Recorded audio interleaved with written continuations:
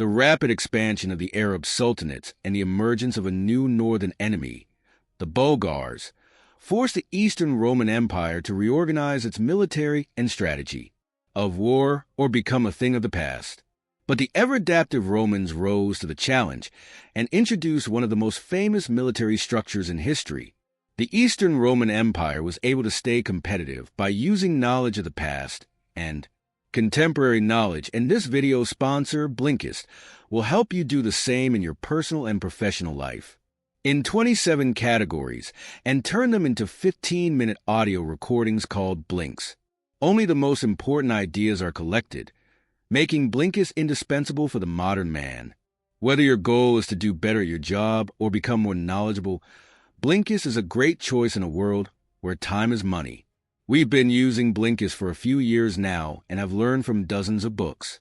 We recommend joining Blinkist and listening to Why Don't We Learn From? History and Mary Beard Civilizations by Liddell Hart, as both are essential books for history buffs. Blinkist lets you listen to any title offline.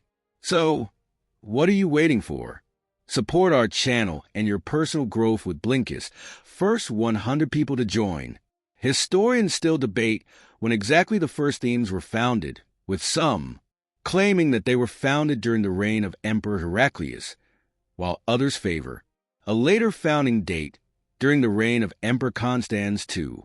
Another point of contention among scholars is whether themes were clearly defined regions, or whether the word originally referred to armies only and later also meant the area each army defended.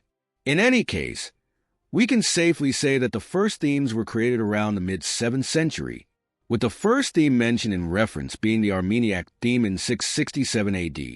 In addition, among the first themes created were the Anatolic Thracian and Opsician.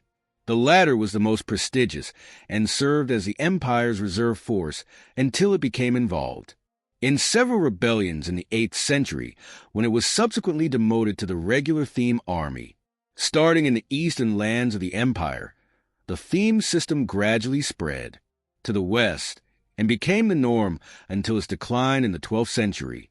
Soldiers serving in the theme army were generally well paid. They received both compensation and land grants, as well as rations during active service, occasional bonuses, and a share of the spoils of war.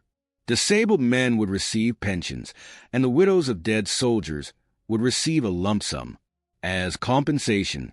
Their lands were inherited by the eldest son of the landowner as long as he was willing to continue his father's military service by becoming a soldier.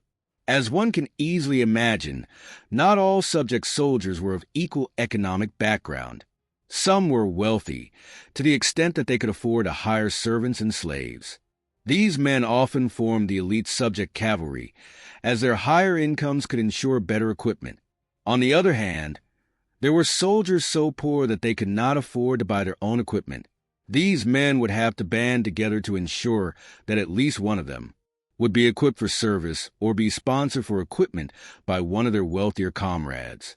Those who still could not provide an armored cavalry for the army, even with the help of others, were driven off their land and turned into irregular forces. This was the case with the cavalry. About the thematic infantry, little is known from the sources of that era. One possible explanation is that there was no distinction between cavalry and infantry. However, we can assume that at least some of them must have been professionals and served long-term while others were recruited. Special attention should be paid here to the Akrati, who defended the eastern borders of the empire against Muslim raiders. These men were not a specialized unit. Thank you for listening. See you in the next video.